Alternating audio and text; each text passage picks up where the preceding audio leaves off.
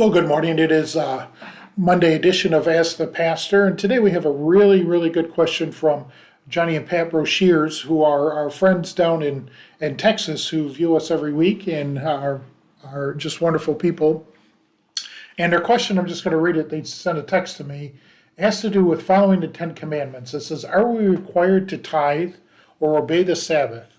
Some of the people I read have different takes on the subject and think Jesus did away with all the rules and laws of the Old Testament." So the basic question is, do we need to follow the laws or not? Sorry about that. The Old Testament laws. And so that's a great question, and it's kind of a complicated question, but I'm going to just kind of sum it up as best I can in a few minutes. So Paul, in his writings, talks about the law and the requirements of the law, mostly in Galatians and then again in Romans. And so when he references the laws, he's obviously talking about the laws of Leviticus and Old Testament type things. But his references to using the laws to be righteous with God. So we need to follow the laws, and that puts us in a right relationship with God. And so Paul's response is no, you do not need to follow the laws to make you right with God. It's faith that makes you right with God. But the laws are unique, and they were there for a long time, and they were there for a special purpose as well. One of the things that we need to understand is the laws were given as the time the Israelites were going across the desert from Egypt to the Promised Land. And so some records say there was 200, 400,000 people and all this. So the laws gave civility to the community. It showed them how to live. It gave them an idea how to live within a community that was this vast and was wandering across the desert. So there's a lot of laws about eating and preparation of food and caring for one another. And there's even laws for going to the bathroom. There's one law that says you can't have a bathroom inside of the camping area and needs to be outside of that, and that's obviously a good thing. Some of those laws seem ridiculous, but as people were traveling in that large of a group of people, they needed laws in order to be civil to one another. They needed something to make that community bind together under a unified code. So that was important for them.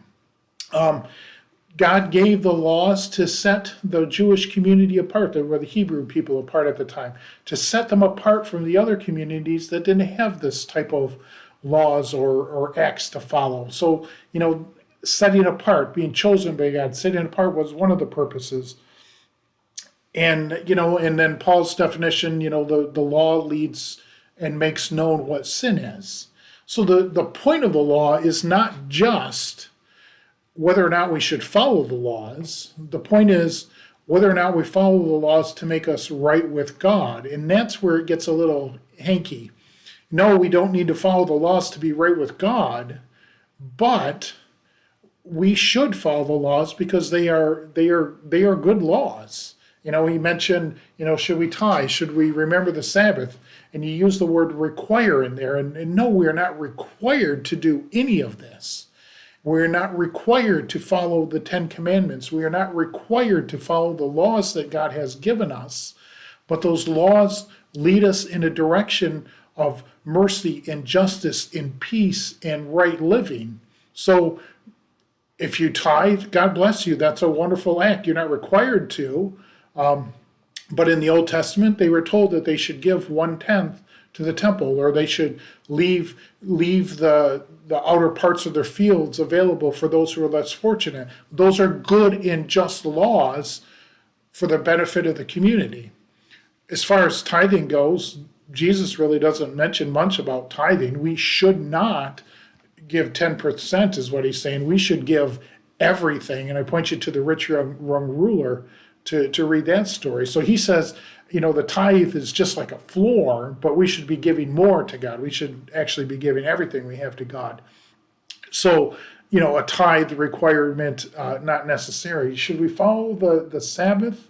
We're not required to again, but it's a good idea to. It's a good idea to take time to rest It's a good idea to take time and sit in the presence of God. It's a great idea to do all these things, but no, we are not required.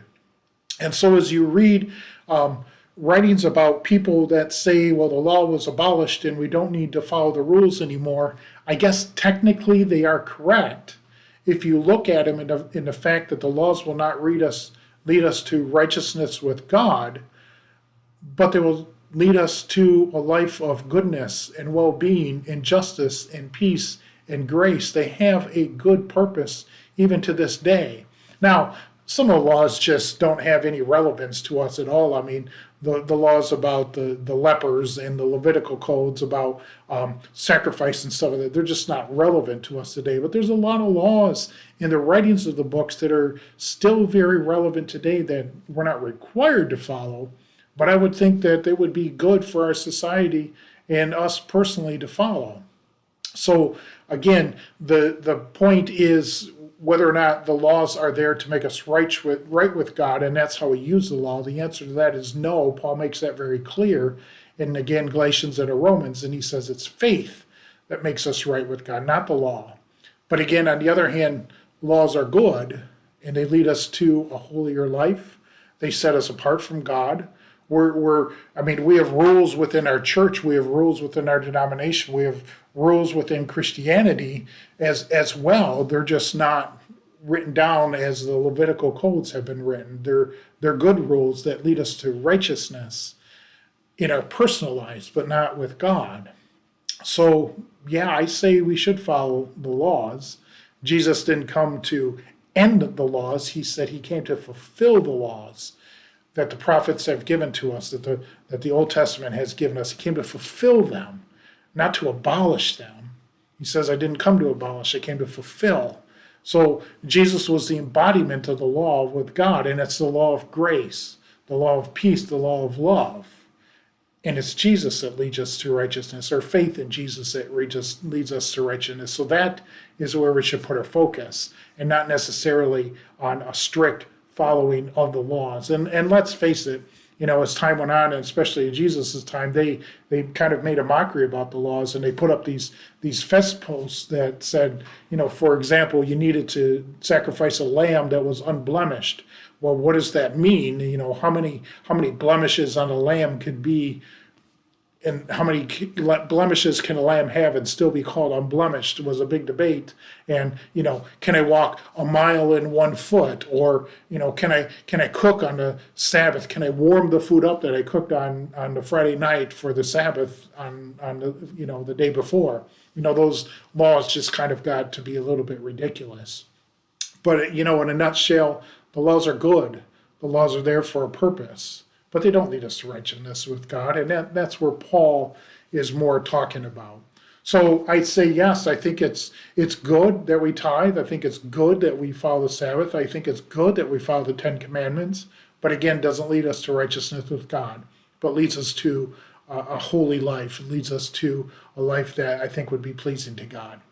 So Johnny and Pat, I hope that answers your question, and keep sending those questions in. We'll get them answered as soon as they come in, as best we can.